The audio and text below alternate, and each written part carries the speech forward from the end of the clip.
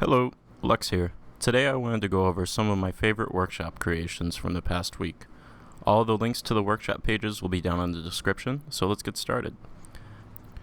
For our first creation, I want to check out something by user Krautregen.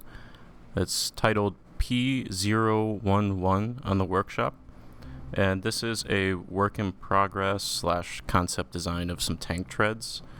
I thought this was absolutely amazing. I've tried making some tread setups with like hover pads and things like that, but actually getting rotating treads stacked around tires, I've only seen one other person attempt it, and it had a lot of bugs. Just the tires could pop from hitting chassis, the chassis parts becoming deformed and falling off.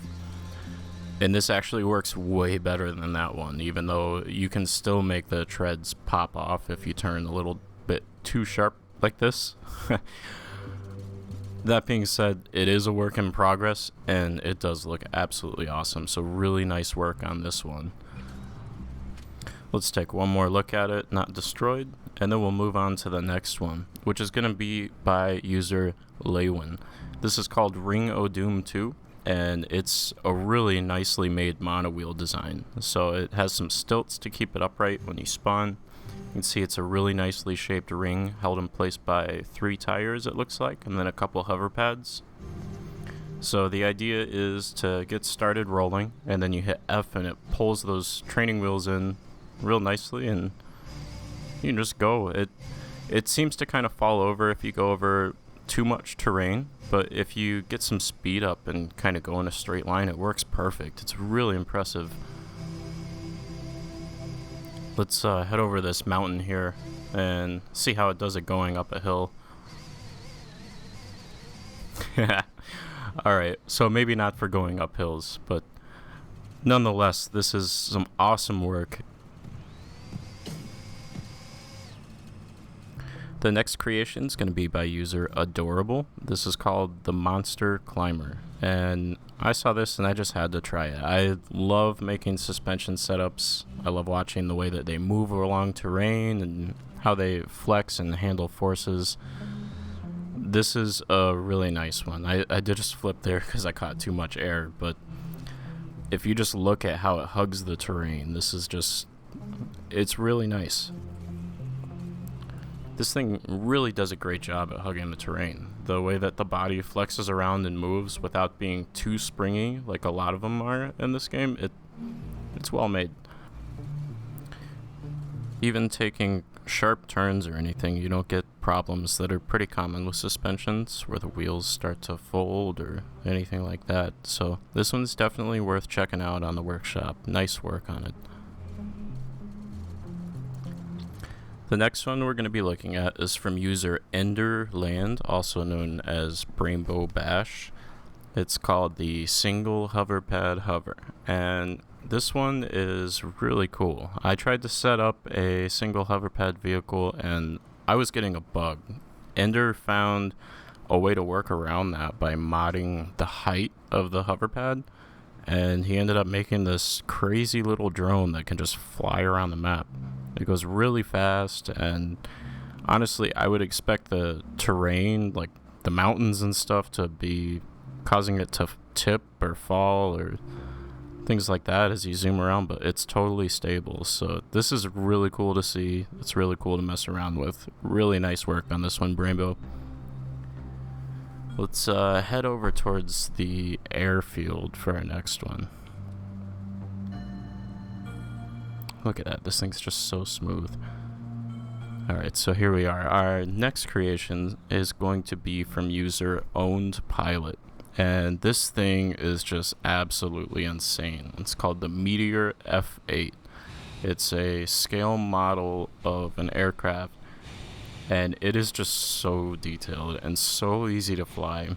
Going into the cockpit here, all of the dials and controllers and everything like that, they're all reactive. So as you give the aircraft input, like pitch, yaw, roll, you'll see different things moving around. The knob on the left is for throttle, The stick in the middle and the pedals down on the floor react to your yaw, pitch, and roll, and then all the circular dials change. For instance, the one on the top mid left, I managed to piece together that's for the horizon line.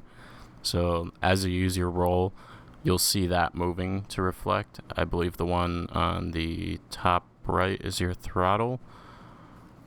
It's just really cool to see so many little details. Really nice work. Let's take a look at the landing gear going up, and then we'll move on to our next one. Look at that, so clean and precise. Really just amazing work on this one. Nice job. The fact that it's so easy to fly too is just, it's really impressive. I tried making one airplane and it was not easy. So next we have the Offroad 3-wheeler by MiniMoto. This one is super cool. I tried to make a reverse trike and it did not work quite right. It almost worked, but it almost didn't work too, so it was just kind of right in that middle line of barely functioning. This is actually really nice. Already way better than mine. The workshop description says it's prone to flipping, but this is super cool. I wouldn't have made it anywhere near this far on my design. So there's our first flip. I did have to check the controls. It says that there's a flipper bar. I don't see it, so let's try and flip again. Alright, now let's use it. Let's see what it does. Wow, that's really clever. What a nice design. It's completely hidden. Overall, really nice work setting up the springs. I see a lot of people seem to mix the pre-made engines with the shock absorber springs, and I guess that works pretty well, but this one's definitely worth a try. For our next one, we have the FA221 by user Yellow Bean. This is a pretty unique aircraft. It looks really cool. I don't know anything about it, but I did read that they kind of fell off because they were hard to fly. And that's kind of my experience with this one. It looks really cool. I really like the design and the build, and the controls all are appropriately reactive. I don't think the control thing is a programming issue. I think it's just the shape of the craft. So let me see if I can take off from level ground here. And oh yeah, smooth takeoff. I believe these were made by taking parts of old airplanes and retrofitting them to have the helicopter-like rotors on top. I think some of them also had a propeller on the front. This one does not, but it looks really cool. I love all the detailing, and I'm sure that with a bit more practice, I could probably fly this without crashing, but not at the moment. So for our next creation, we're going to be looking at Forklift SHUB 360. I can't pronounce this person's name, so here it is. Now this was a pretty interesting one to find. There was no description or anything. I had to remap a couple of the controls because they were bound to mouse side buttons by default, and it wasn't working for me. But it's counterweighted, and it's got the two wheels on the back by the fork, and then on the other side of that counterweighted yellow part, there's a single wheel that rotates for your turning. This thing has a really high range for lifting. It seems like the forks gently adjust their pitch as you raise it up and down, which is really nice because as it gets lower to the ground, it kind of faces downward more, so you can actually roll in this stuff and pick it up.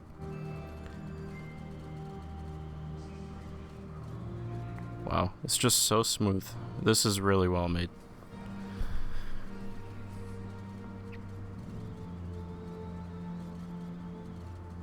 Let's see if we can drive in a circle with it fully extended. What'll happen? Will it tip, or is the counterweight enough? It's a little bouncy. No, it's not flipping. This is definitely got to be the nicest forklift I've seen from the workshop, so definitely worth checking out if you're looking for a good reference and trying to make your own, or if you just want one ready-made to use. For our next creation, this is going to be by user Azotic. It's called Learn PID Control, and this one I actually used. So this one, you've got just a simple cross shape with some suction pads holding it to the ground, and then there's a red arrow on an axis there, and that red arrow has some thrusters on it. Those thrusters are being controlled by a PID function, which is trying to keep the arrows stabilized. It's really quite a simple creation, but it's super helpful if you don't know exactly how PID functions work. Just to see a simple mechanism like this with it functioning, it's a great starting point. This is where I started learning PID, and I would highly recommend it.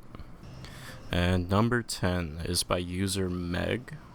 It's called Pod Racer, and this thing is so cool. The air paddles on the two thrusters, the chain that attaches the cockpit to the thrust, it's just an excellent recreation. And I remember when they were first starting to work on it, it was pretty hard to control. I tried to look at it and I couldn't really get it that stable, and they spent some more time at it, and now you can really let the throttle wide open and make some sharp turns and everything, and it handles fine. So I think this is an absolutely awesome creation and definitely worth checking out. And yes, I did have to switch to the flat map to save my frames per second, but go check this one out on the workshop. Now, I also have a couple honorable mentions. The first one is called Inline Boxer V4. It's by user Leiywen. And this is sort of a model of what could be a piston engine using springs. And I just think looking at the motion is pretty cool. If you want to try and optimize a piston engine, the Discord moderator Mini made an example along with an absolutely awesome tutorial. Tutorials over in the Discord, it's way more in depth than any kind of tutorial I've seen for this game so far. And they even made sort of a calculator tool to go with it that's linked from within the tutorial. So you can see just from the scrolling window I have up there, it really covers all of the bases. And looking through the programming menu, I have no idea what I'm looking at, so I probably need to try following that guide. But I'll start it in motion here, and it's a lot slower, but you can see how the motion it's doing is very similar to the spring model made by Leiywen right behind it. So this is just definitely worth checking out. It's a really cool, just simple example. Again, one of the best ways to start learning about something is to just find it in one of its simplest formats. Awesome job to Mini on that tutorial. Awesome job to Mini and Leiywen on these two piston engine models. Alright, so those were 12 creations from the past week that I thought just were really awesome and deserve some recognition. If you made it this far, thanks so much for watching. Do me a favor and leave a comment with what your favorite creation was. And until next time, this is Lex. Bye.